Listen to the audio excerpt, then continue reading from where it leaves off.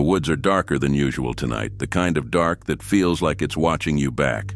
Welcome to True Cryptid Archives. If you're here, you're either curious or you've seen something you can't explain. We dig up what others bury, so go ahead and hit that subscribe button before this file gets pulled offline.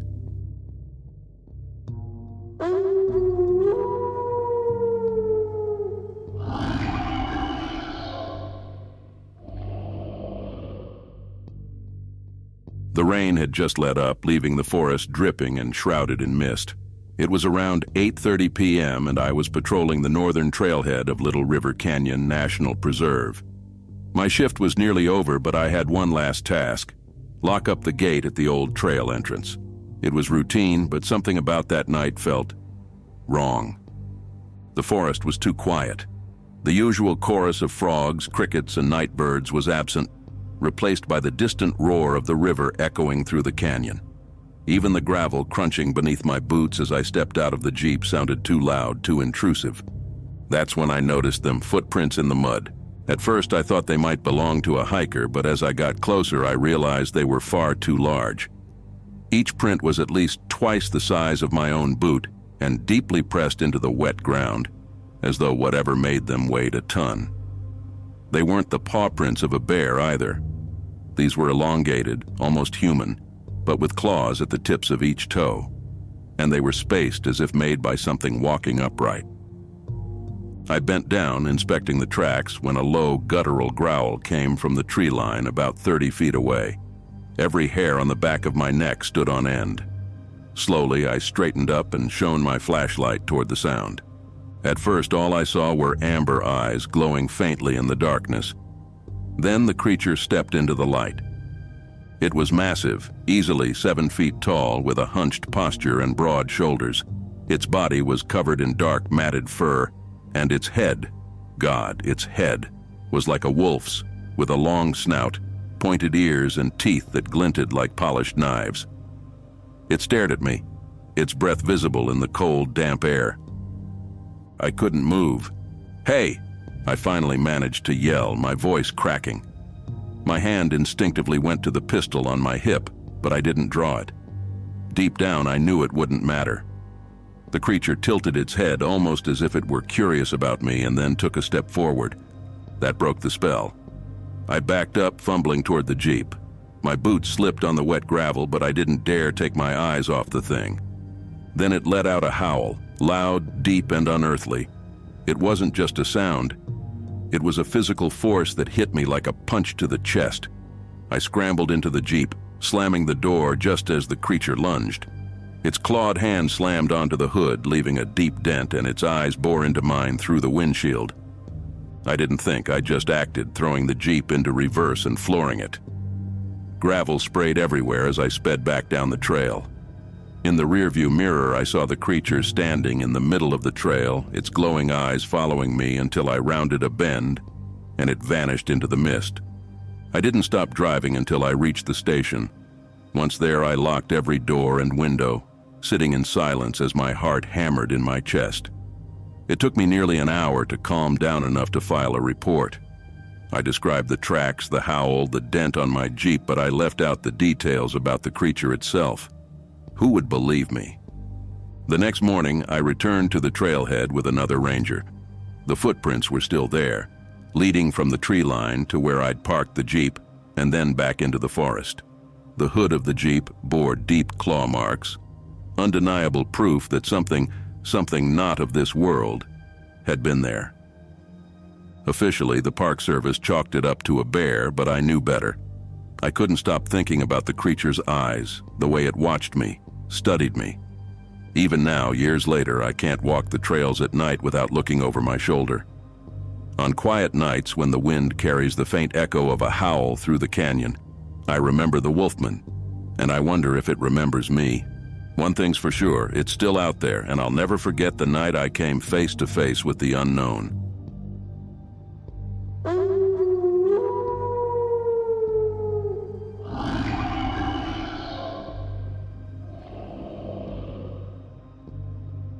Late October in Denali is no place for the faint of heart.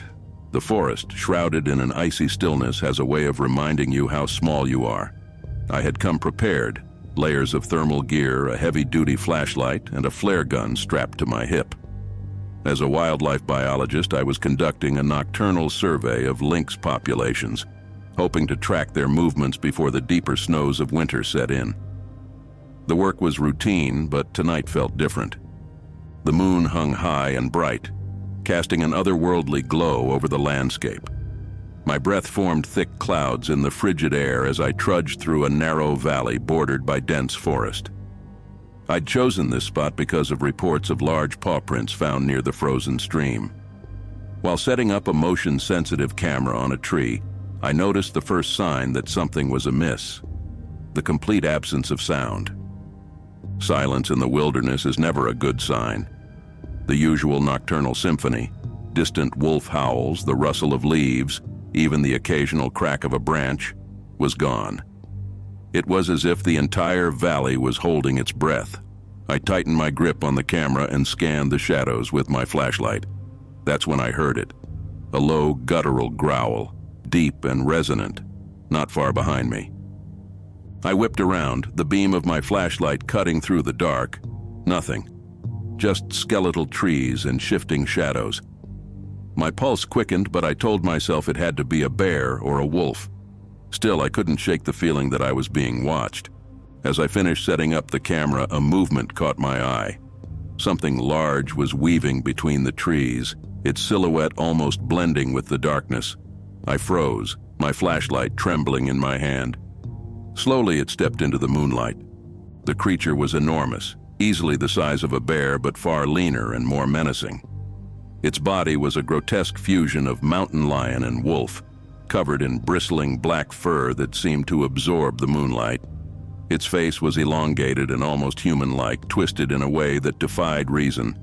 Its eyes, 6 of them, glowing an unnatural yellow, blinked in a disjointed pattern that made my stomach churn.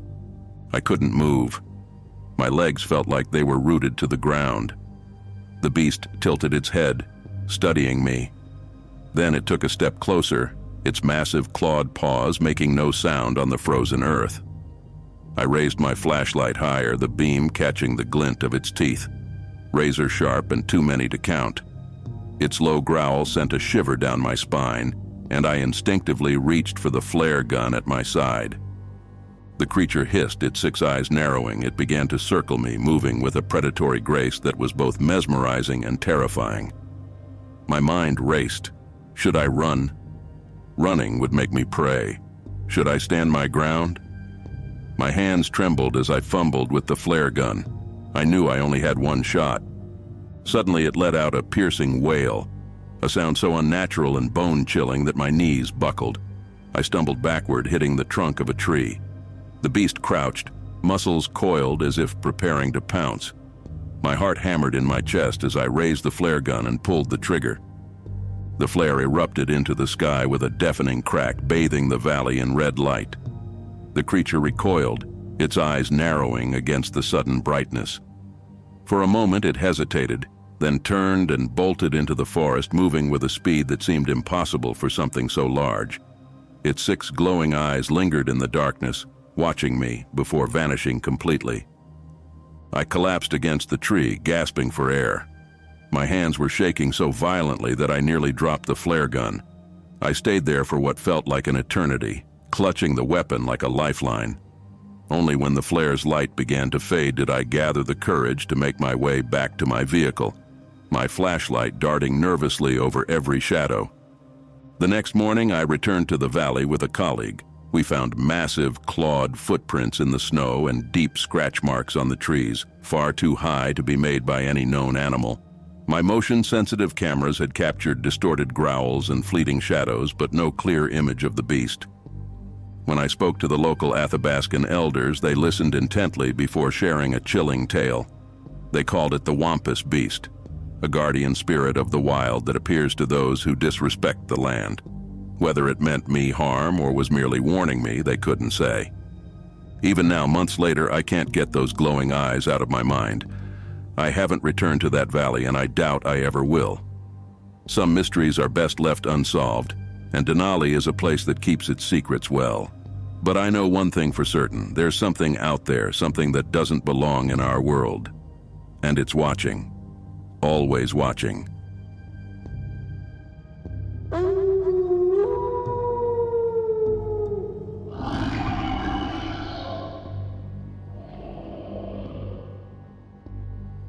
It was late August, one of those nights where the desert air felt cooler than usual, the heat of the day dissipating into a crisp breeze.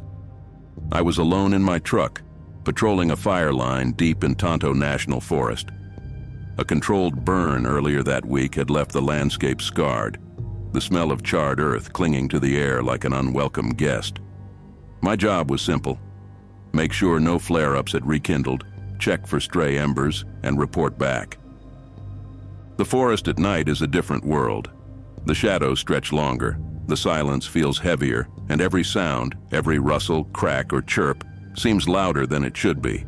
My spotlight swept over the terrain, revealing twisted juniper trees, clusters of saguaros, and the occasional gleaming eye of a nocturnal animal. It was peaceful in a way, but there was always an edge of unease that came with working alone in the wilderness. I was cruising along a narrow dirt road that skirted the edge of a canyon when I saw it, a flicker of movement in the corner of my eye. Something darted between the rocks, too fast to identify but big enough to make me stop the truck. I killed the engine and grabbed my flashlight, leaning out the window to scan the ravine. At first I thought it was a deer, then I thought it might be a mountain lion, but neither fit what I'd seen. It was upright, tall, gangly. My stomach churned, but I shook it off. Fatigue, I told myself. You've been up since dawn. I stepped out of the truck, the flashlight beam slicing through the dark. That's when I noticed the claw marks. They were etched into a boulder near the road, deep grooves like something had dragged its talons across the stone. Fresh. Too fresh. I knelt down and spotted tracks in the dust, elongated, almost human-like, but far too large. My throat tightened. A sound broke the stillness, low and faint at first, like the hum of a distant power line. It grew louder, vibrating in my chest. I swung the flashlight toward the canyon, my hands trembling. And then I saw it. The creature stood atop a boulder, its form illuminated by the beam. It was massive, at least 7 feet tall, with limbs so thin they seemed to defy the weight of its body. Its skin wasn't like anything I'd ever seen, smooth and dark, shimmering like polished obsidian. The head was bulbous, almost insect-like, with 2 golden eyes that glowed faintly, pulsing in time with the hum. It tilted its head, as if studying me. I froze. I wanted to move, to run back to the truck, but my legs wouldn't cooperate. My flashlight flickered and the hum deepened, resonating in my skull. I opened my mouth to say something. What? I don't know. But all that came out was a strangled whisper. Hello? The creature moved. It crouched slightly, then leapt from its perch with a grace that seemed to defy gravity, landing silently on another rock, closer this time. Its gaze never left me. I fumbled for my radio, but when I pressed the button, all I got was static. Panic rose in my chest and I stumbled backward. It raised one of its long, clawed hands as if reaching for me or warning me. The hum intensified, and suddenly it emitted a screech that made my ears feel like they might burst. My flashlight flickered again, and the truck's engine sputtered before going dead entirely. I was completely alone, bathed in darkness, with this thing staring me down. It moved again, this time bounding toward me, landing no more than 15 feet away. My breath caught in my throat. I thought I was done for. It raised its head slightly, sniffing the air, its golden eyes narrowing. Then, as quickly as it had come, it turned and leapt up the canyon wall, disappearing into the shadows without a sound. The silence that followed was deafening. For a moment, I just stood there, shaking, the flashlight beam quivering in my grip. Then the truck engine roared back to life, startling me so badly I nearly dropped the light. My radio crackled with normal chatter. It was like nothing had happened, like the world had snapped back into place. I didn't stick around to figure out why. I jumped in the truck, slammed the door, and drove straight back to the command post. My supervisor laughed when I told him. "Exhaustion," he said. "You've been working too hard." But I knew what I'd seen. The next day I returned to the site with a coworker under the guise of routine inspection. The claw marks were still there. So were the tracks. I took pictures, but when I looked at them later, they were distorted, blurry in ways I couldn't explain, almost as if the creature had somehow erased itself from the images. I mentioned the encounter to a local elder weeks later, and his face turned grave. "Ciudadanos," he said, "guardian of the forest. It comes when the land is in danger." He wouldn't say more, but his tone made it clear. Whatever I'd seen wasn't meant to be disturbed. I've worked in Tonto National Forest for years since, and though I've never seen it again, I feel its presence sometimes.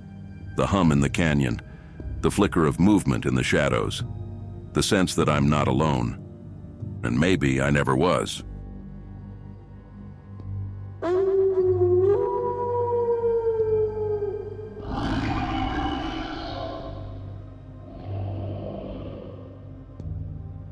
It was October 21st, 2022, and I had set out to Hot Springs National Park for a photo assignment. The magazine wanted night shots of the springs, and I couldn't think of a better setting. Sulfuric mists curling through the air under a crescent moon, the quiet hum of nature uninterrupted by city noise. It was cool that night, with just enough of a breeze to rustle the leaves. I had ventured off the beaten trail, my gear slung over my shoulder, and found a perfect spot overlooking a small spring surrounded by towering oaks. I set up my tripod on the rocky outcrop and adjusted my camera for a long exposure. The water shimmered under the moonlight, reflecting its pale glow like liquid silver. It was the kind of shot that could make the cover. I was so focused on framing the perfect angle that I almost missed the sound. The sharp rustling of leaves, far louder than the breeze could explain. I froze, my ears straining. The noise came again from the canopy above, followed by something stranger. A low, resonant hum, like a tuning fork vibrating in the night air. It wasn't natural. My pulse quickened as I scanned the treetops, my breath visible in the cooling air. And then I saw it. At first it was just a shadow against the faint light of the moon. But as it shifted, the shadow took shape. Massive, with wings that seemed too large for its body, leathery like a bat's but shimmering faintly as if coated in oil. Its frame was tall, impossibly so, easily 8 feet from head to clawed feet. The most terrifying detail, though, were the eyes, glowing red like embers, fixed on me with a terrifying intensity. I stood paralyzed, camera in hand. Instinct kicked in, and I raised it to my eye, snapping as many photos as I could. The shutter clicks seemed deafening in the silence, and the creature tilted its head as if studying me. It let out a screech, a sound so sharp and high-pitched that it felt like needles stabbing my eardrums. My hands trembled, but I couldn't stop shooting. It perched on a tree limb just 30 feet away, wings half spread, its glowing eyes narrowing. "What are you?" I whispered, my voice barely audible. I wasn't expecting an answer, but in that moment, I felt a strange connection, as though the creature understood my question. It blinked, slowly, deliberately, and then launched itself into the air with a single thunderous beat of its wings. I should have run, but I couldn't move. It circled above me, its silhouette passing in front of the moon, before diving straight toward me. I braced for impact, but the creature stopped short, hovering just feet away. Those red eyes locked with mine again, and I felt a wave of emotions. Fear, yes, but also curiosity, and something deeper, like a warning I couldn't quite decipher. It screeched again, louder this time, and I stumbled backward, tripping over a rock. My camera hit the ground, but it kept recording, its lens angled toward the sky. The creature beat its wings once more, sending a gust of air that rippled through my jacket, and then it vanished into the treetops, swallowed by the darkness. For a long moment the forest was silent. No wind, no crickets, nothing but the sound of my ragged breathing. I waited, half expecting it to return, but it didn't. Finally, I gathered my gear and ran, my footsteps crunching the gravel path as I made my way back to the parking lot. When I reviewed the photos later, my hands still trembling, most were too blurry to make out. But one image stood out. A dark silhouette against the moon, its wings spread wide, unmistakable. The audio recording of its screech, too, revealed frequencies that experts later said were beyond human hearing. When I told a park ranger what I'd seen, they hesitated, their face pale. "Locals talk about a winged creature with red eyes," they said, their voice low. "They say it shows up before something bad happens. Accidents at the springs, strange disappearances. It's been spotted before, but never like this. You're lucky you got away." Lucky. The word didn't feel right. For days after, I couldn't shake the feeling of being watched. I woke in the middle of the night, heart racing, certain those red eyes were outside my window. And then there was the warning, the sense that it had appeared for a reason. Was it trying to tell me something? To warn me of something looming? I still don't have the answers. Reports of similar sightings in the area have trickled in since my encounter, and my photo has sparked endless debate among skeptics and cryptozoologists. But one thing is certain. Whatever the Mothman is, it's real, and it chose to reveal itself to me that night. Now every time I hear a strange rustle or feel that inexplicable hum in the air, I wonder if it's back. And I wonder if next time I'll understand its message.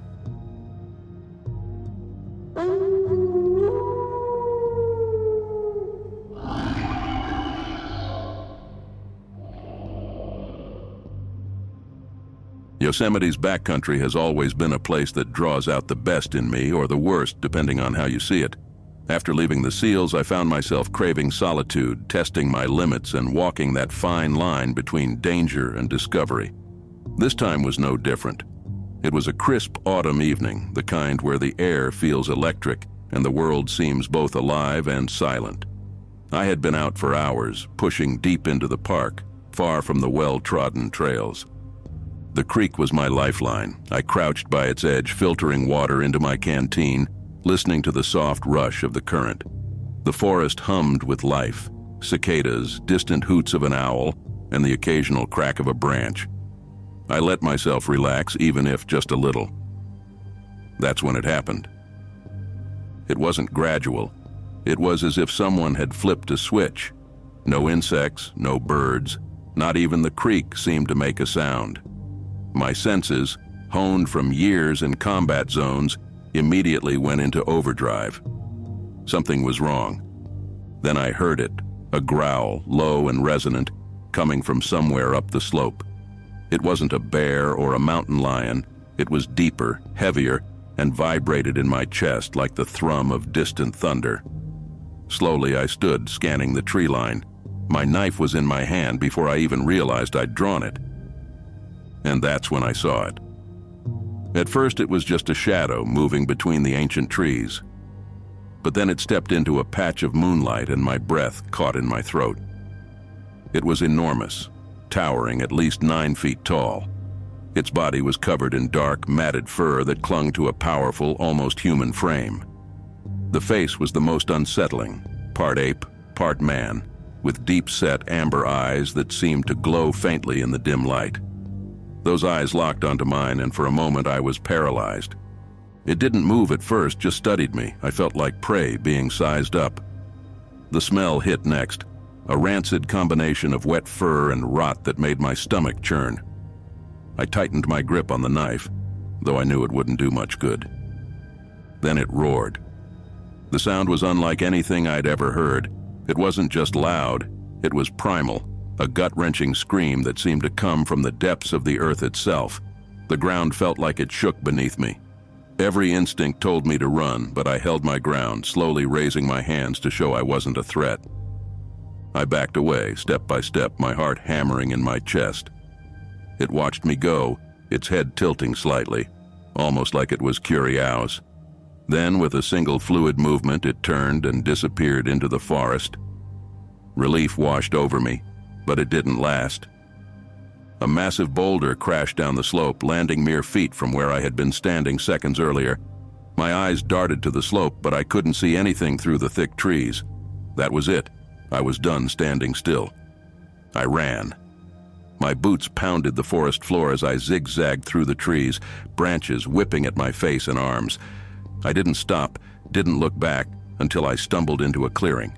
The open sky above was a small comfort, as was the gradual return of sound, the chirp of insects, the rustle of leaves in the wind. Whatever it wasn't following me, not anymore. I stayed in that clearing until the first light of dawn broke through the trees. Only then did I dare to retrace my steps back to the creek. The area was eerily quiet, but I found what I was looking for: a single footprint pressed deep into the soft earth.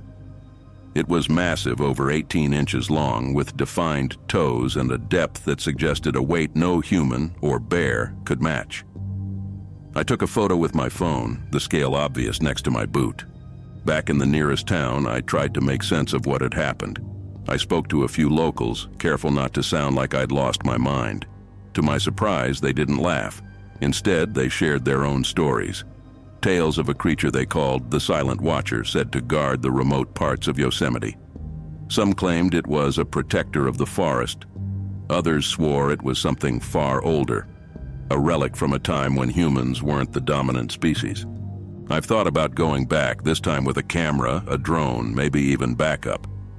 But every time I start to plan, I remember those amber eyes. They weren't just looking at me, they were judging me, deciding whether I belonged there or not. I'm not sure I'd survive if it decided I didn't. Yosemite's backcountry is more than wilderness, it's a place where the unknown still exists. And I've seen it. I don't think I'll ever forget it.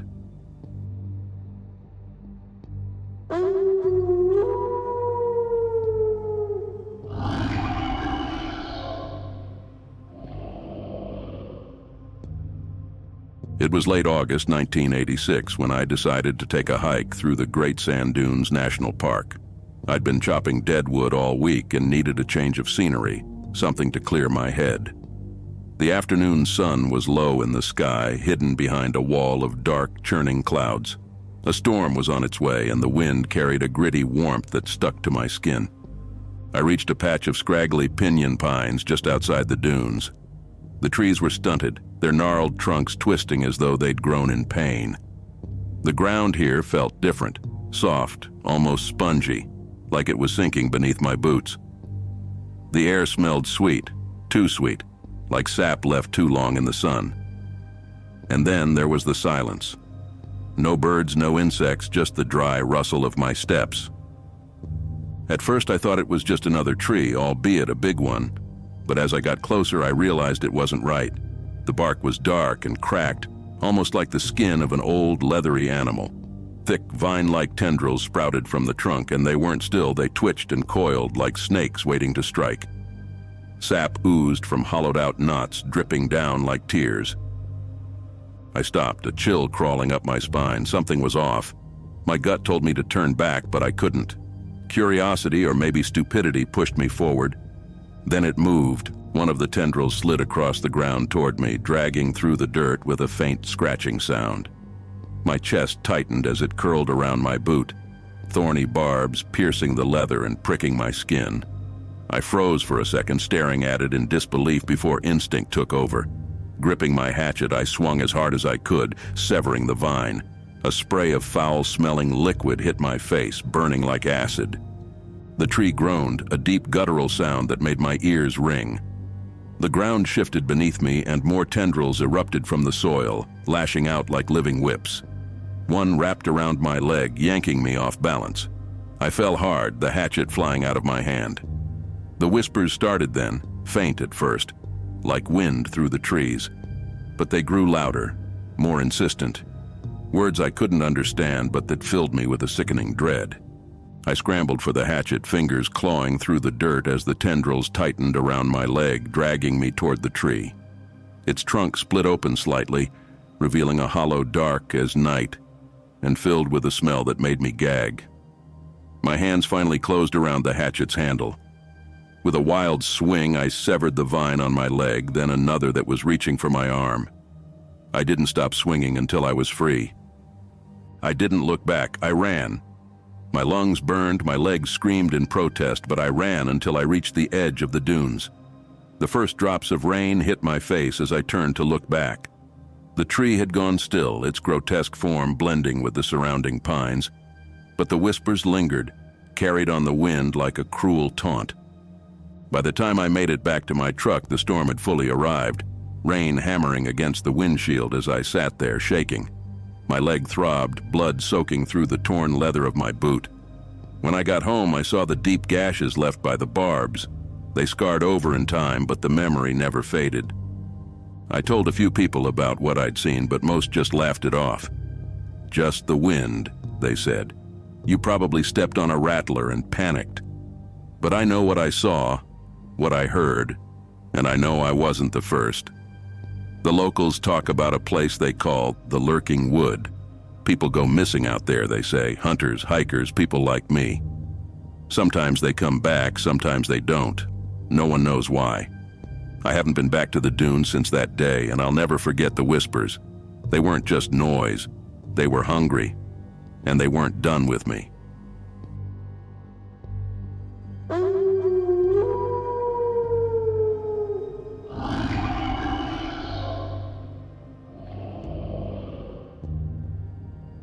The damp air clung to my skin as I stepped into the woods at Rocky Neck State Park. The overcast sky turned the world to a dull gray, and the setting sun offered little light to guide me. My rifle hung from my shoulder, and my pack carried enough supplies to set up a quick blind near the deer trails I'd scouted weeks before. It was late October, the perfect time for hunting, but something about that evening felt off. The woods were too quiet. No birds, no squirrels, just the faint sound of waves breaking on the rocky shore. I chalked it up to the incoming weather. The damp chill in the air hinted at rain, and animals often hunkered down before a storm. I found the spot I'd picked, a clearing near a dense thicket where trails crossed. The mist was thicker here, curling around the tree trunks like ghostly fingers. Setting my pack down, I crouched to weave camouflage netting over a makeshift frame. The motions were automatic, a routine I'd done 100 times before, but my gut told me something was wrong. Halfway through, I felt it, the unmistakable prickle of being watched. I froze, hands gripping the netting, and listened. Nothing but the sound of my own breathing. Slowly, I turned my head to scan the trees. At first, there was nothing, just the shifting mist and the gnarled branches of old oaks. At the edge of the clearing, something moved. It was humanoid, but too tall, too thin.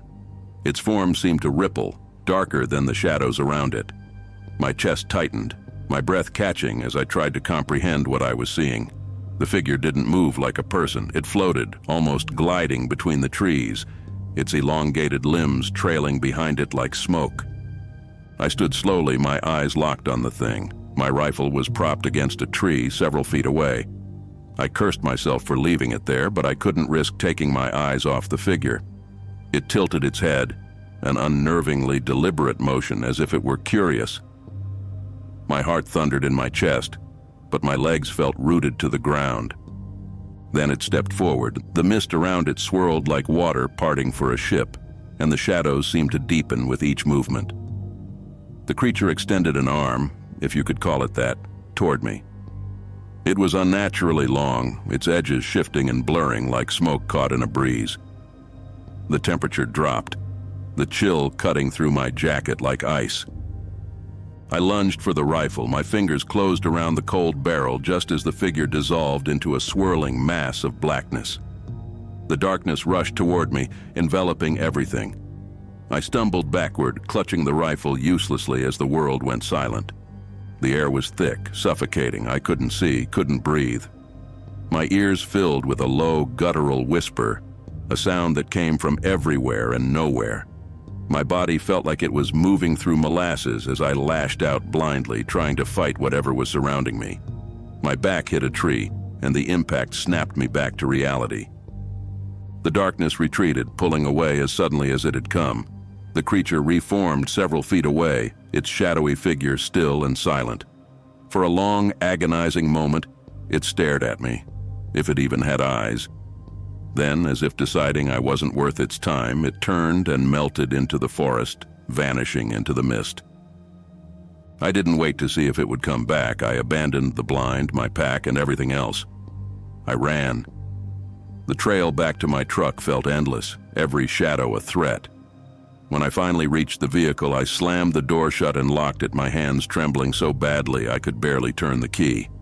I sat there for what felt like hours, heart racing, staring into the woods. The next morning, I forced myself to return for my gear. The clearing was eerily quiet, but the evidence was unmistakable. My camouflage netting was shredded as if by claws, and the ground beneath it was scorched in a perfect circle. I didn't linger. I grabbed what I could and left. Later that day, I did some digging. Local legends spoke of the shadow of the neck, a creature said to haunt the misty woods near the shore. Most people dismissed the stories as campfire tales, but a few old-timers swore it was real. After what I'd seen, I believed them. I haven't been back to Rocky Neck State Park since. The nightmares come often, visions of darkness, the suffocating cold, and those guttural whispers I still can't understand. Sometimes at the edge of my vision, I catch glimpses of shadows that seem too thick, too deliberate. And every time I wonder, did I escape it that night, or is it still watching me, waiting?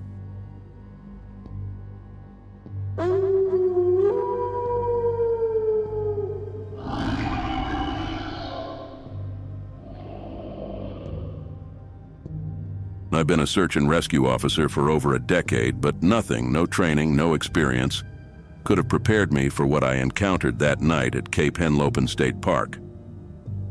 It was July 17, 2023. A photographer had gone missing, last seen heading toward the salt marshes just after noon.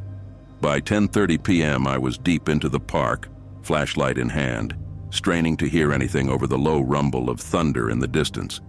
The fog was suffocating. It rolled in thick from the ocean, swirling through the pine trees and clinging to the sandy dunes. My boots squelched against the wet ground as I followed the faint trail toward the marsh. Everything felt wrong. No crickets, no rustling leaves, just silence, broken only by the occasional distant crash of waves. Then I heard it. At first I thought it was an insect, a rhythmic chittering sound carried on the wind. But it was too deep, almost resonant, and it seemed to echo around me. I stopped, sweeping my flashlight across the tall grass. The beam caught movement, a ripple, subtle but unmistakable. Something was there, staying just out of view. "Hello?" I called, my voice wavering. "Is anyone out here?" The chittering stopped. The silence was somehow worse. I tightened my grip on the flashlight and stepped closer to the edge of the marsh. That's when I saw it. At first, I thought it was a trick of the light, a distortion in the mist. But no, it was real. A creature 7 feet tall stepped out of the darkness. Its skin was smooth and translucent, glowing faintly green in the dim light. Its elongated head held two enormous compound eyes that seemed to drink in the world around it. It moved with a strange, deliberate grace, its long arms ending in clawed hands, and its legs jointed like a grasshopper's, built for leaping. Two fins jutted from its back, pulsing softly with bioluminescent light. I froze. Every muscle in my body screamed at me to run, but I couldn't move. The creature tilted its head, studying me, its compound eyes glimmering like wet stone. Then it made a sound, a low, resonant hum that vibrated deep in my chest. It wasn't a threat. It was something else. Curiosity. Slowly, it took a step closer, its claws twitching as though it were trying to communicate. My flashlight caught its face, and it recoiled, letting out a sharp clicking sound. The fins on its back flared, the light brightening. My heart was pounding, but I stayed rooted in place, torn between fear and fascination. Then I saw the hiker's camera lying in the mud a few feet away. Its strap was shredded as if by claws. The creature noticed my gaze and let out another hum, this one higher pitched. Before I could react, it moved. One moment it was there, the next it had leapt 20 feet into the darkness, vanishing into the fog. For a long moment I just stood there, flashlight trembling in my hand. The chittering sound faded into the distance, leaving me alone in the silence. When I finally regained my composure, I grabbed the camera and retreated to the trail. My radio crackled to life once I reached higher ground, and I called for backup. We found the hiker's body the next morning, sprawled near the edge of the marsh. There were no wounds, no sign of a struggle, just a look of sheer terror frozen on his face. His camera held one usable photo, a blurry silhouette with glowing fins, almost indistinguishable from the mist. But I knew what it was. I'd seen it. The park closed off the marsh later that week, citing environmental concerns. But I knew the truth, and so did the locals. Whispers of the marsh lurker spread, stories of strange noises and glowing shapes in the fog. I still hear that chittering sound sometimes in my dreams. It wasn't hostile, not really, just something other. And I can't help but wonder, was it studying me as much as I was studying it? Whatever it was, I'm certain of one thing. It's still out there, somewhere in the mist, watching.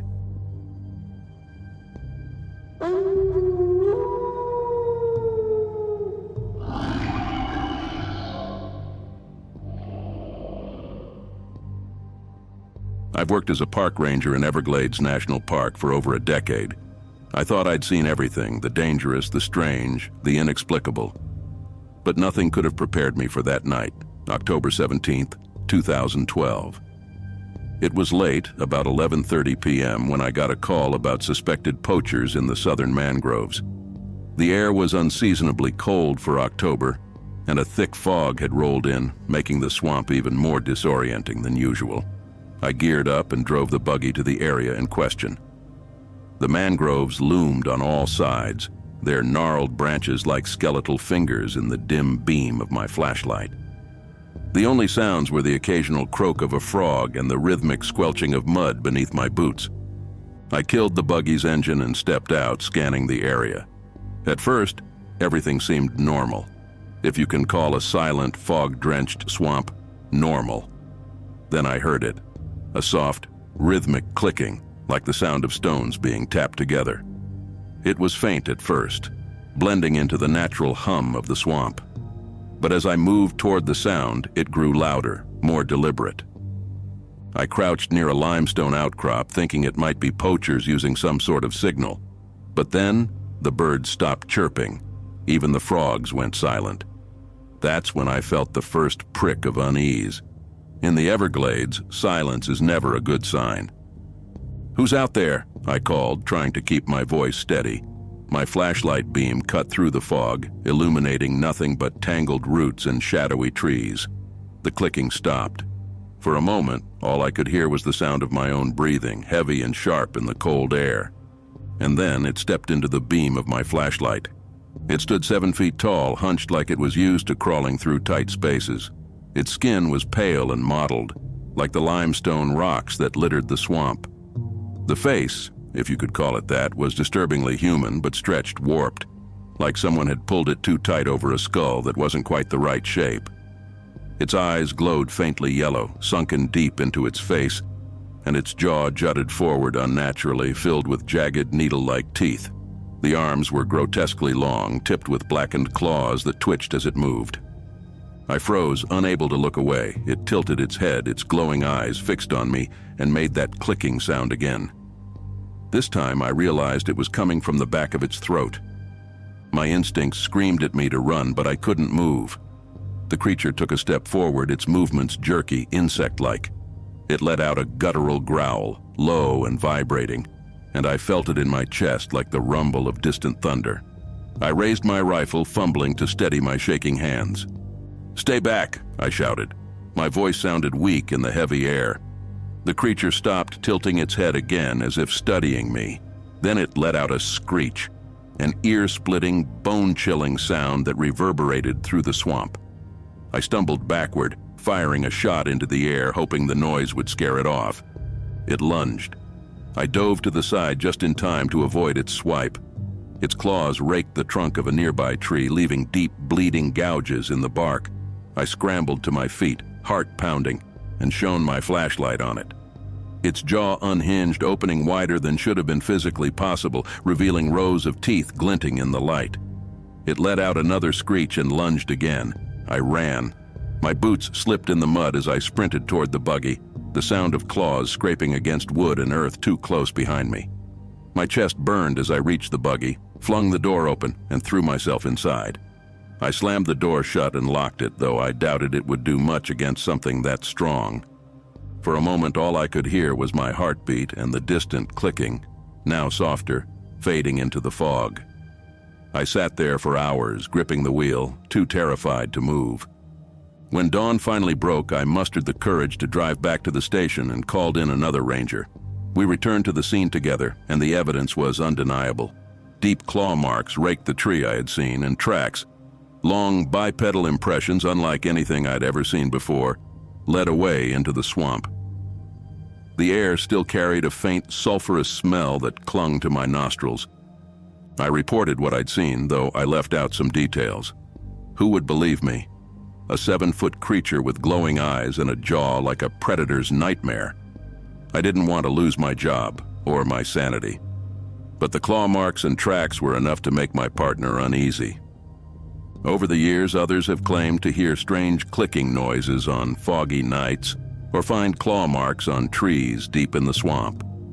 Some locals speak of a cave devil, said to haunt the limestone formations scattered through the park.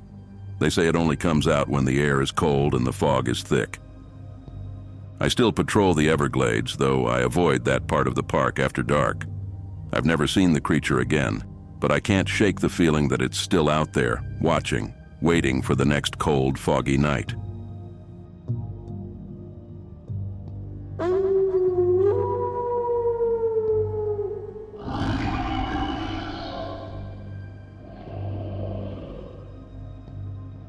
The forest has always been a second home to me. As a wildlife biologist, I've spent countless hours among its shadows and whispers, documenting creatures most people never notice. That October evening in Cloudland Canyon State Park felt no different, until it wasn't. It was early evening, the sun hidden behind a dense layer of clouds. The rain had started earlier as a light drizzle, leaving the ground damp and slick. I was crouched near a creek, clipboard in hand, jotting down observations on salamanders that thrived in the cool, wet environment. The autumn air was crisp, filled with the faint scent of wet leaves and earth. I was so focused on my work that I didn't notice the silence at first. The usual forest chorus, bird calls, rustling leaves, the distant chatter of squirrels, had vanished. It was as if someone had muted the world. I paused, pen hovering over the paper, a chill creeping up my spine. Then I heard it.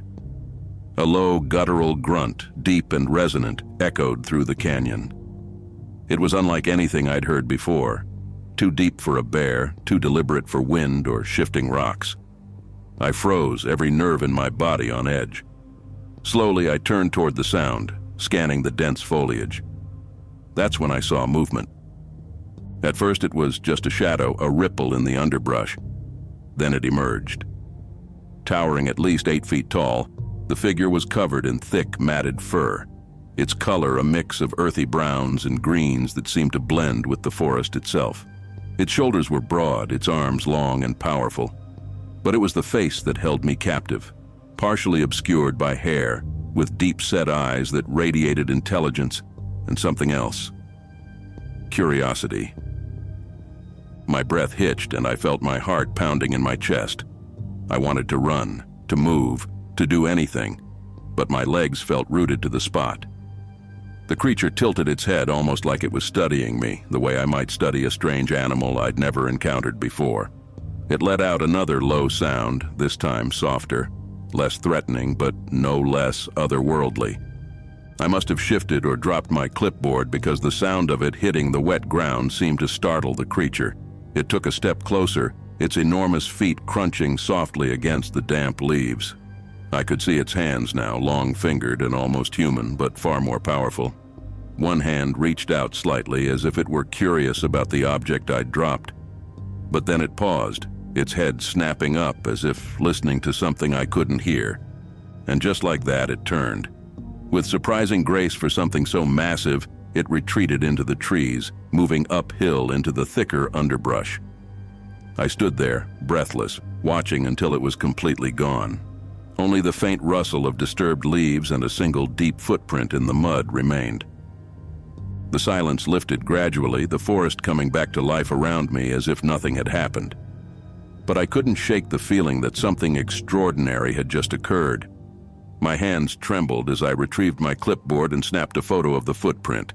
16 inches long, 7 inches wide. It was no bear. When I returned to the trailhead, the park ranger on duty listened to my story with a bemused expression. "You're not the first to see something strange out here," he said. "Locals have been talking about the canyon wildman for decades. Protector of the woods, they say, or maybe just an old legend." He shrugged, clearly skeptical, but his tone suggested he wasn't entirely dismissive. For days after, the encounter replayed in my mind. I couldn't forget the creature's eyes, the way they seemed to look straight through me. It wasn't just an animal. It was something more. And that realization left me with a mix of awe and unease. Even now, I wonder what I saw that evening in Cloudland Canyon. The scientist in me wants answers, DNA, more evidence, a solid explanation. But another part of me, the part that stood frozen in that creek bed, is content with the mystery.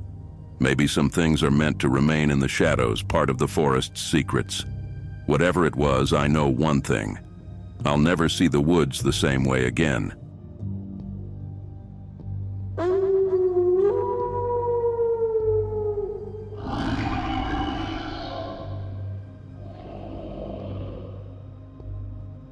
City of Rocks National Reserve, July 18, 2009. It was one of those nights where the world felt too quiet. The wildfire we'd spent the last few days fighting was finally under control, and I had volunteered to take the night patrol shift. I liked the solitude, the quiet, or at least I thought I did.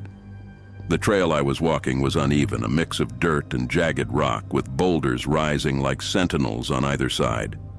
My flashlight cut a narrow beam through the darkness, and the occasional rustle of wind in the juniper trees was the only sound. The air still smelled of smoke and damp earth from the earlier rain. Then it started.